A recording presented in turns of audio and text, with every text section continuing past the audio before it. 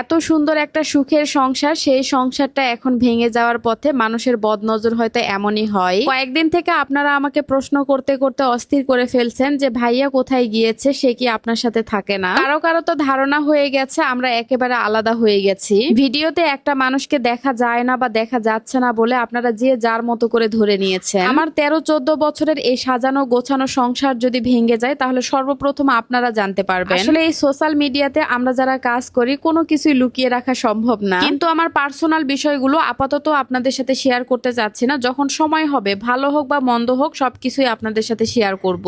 যাই হোক, ঈদের কেনাকাটা করতে গিয়েছিলাম, কেনাকাটা শেষ করে বাজারও করে নিয়ে আসলাম। 2.5 কেজি ওজনের একটা মৃগেল মাছ নিয়ে এসেছি, সাথে কিছু ট্যাংরা মাছও নিয়েছি। মাছটা কেটে নেওয়ার আগে তারের মাজুনি দিয়ে মাছটা আমি ভালোভাবে পরিষ্কার করে নিয়েছি, এরপরে কেটে নিচ্ছি। বাজার থেকে মাছটা কেটে নিয়ে আসলেই ভালো হতো, কিন্তু বড় বড় মাছ নিজে হাতে কাটতেই বেশি ভালো লাগে। এই তো সবগুলো মাছ কেটে নেওয়া হয়ে গেল, এবার মাছগুলো ভালোভাবে ধুয়ে নিব।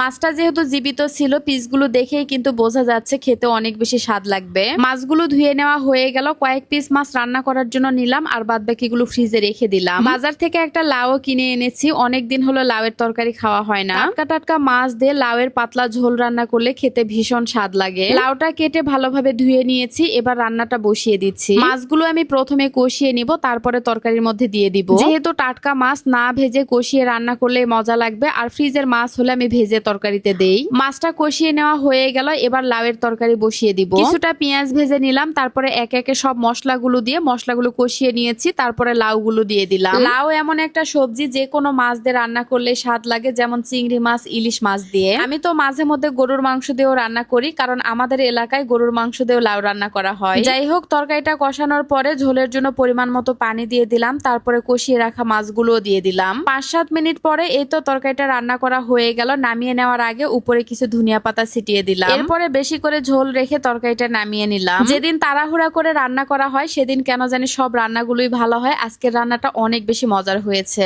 তরকারির কালারটাও কিন্তু মাশাআল্লাহ খুবই সুন্দর হয়েছে। 2 টুকরা লেবু নিয়ে গরম গরম ভাত খেতে বসলাম। প্রতিদিন ইফতারের সময় আমার এক মুঠ ভাত খেতেই ভালো লাগে, তবে আজকে বাইরে ইফতার করা হয়েছে। যে যাই বলুক না কেন, ইফতারের সময় ভাজা পোড়ার চেয়ে ভাত খেতেই বেশি ভালো লাগে। যাই হোক, 2 মা ছেলে মিলে রাতের খাওয়া দাওয়া করলাম, আর আজকে কিন্তু ঈদের শপিংও করেছি। সকলের জন্য ঈদ শপিং করেছি, শুধু নিজেরটা বাদে। কার জন্য কি কি কিনলাম সেগুলো আপনাদেরকেও একটু দেখাই। আরিয়ান বাবুর জন্য পাঞ্জাবি, পাজামা আর এক জোড়া জুতা কিনেছি। কয়েকদিন আগে কিন্তু আরিয়ান বাবু ঈদের শপিং করেছে, আজকে আবারও করা হলো। আমার ভাতিজির জন্য একটা ফ্রক কিনেছি, জানি না তার পছন্দ হবে কিনা। আরো একটা ভাতিজি আছে, তার জন্য কিছুই কেনা হয়নি, ভেবেছি তাকে টাকা দিয়ে দিব। 2 ভাইয়ের জন্য 2টা পাঞ্জাবি নিয়েছি, সেম ডিজাইন কিন্তু কালার আলাদা। ছোট্ট 2টা ভাতিজা আছে, তাদের জন্য 2টা পাঞ্জাবি কিনেছি। ঈদের কেনাকাটা তো এখনো শেষই হয়নি, আরো অনেকগুলো আছে, বাড়িতে যাওয়ার আগে সেগুলোও করব। যাই হোক, আজকের মতো এখানেই বিদায় নিচ্ছি। সবাই ভালো থাকবেন, সুস্থ থাকবেন, আর ভিডিওটা ভালো লাগলে অবশ্যই শেয়ার করবেন। আল্লাহ হাফেজ, টাটা।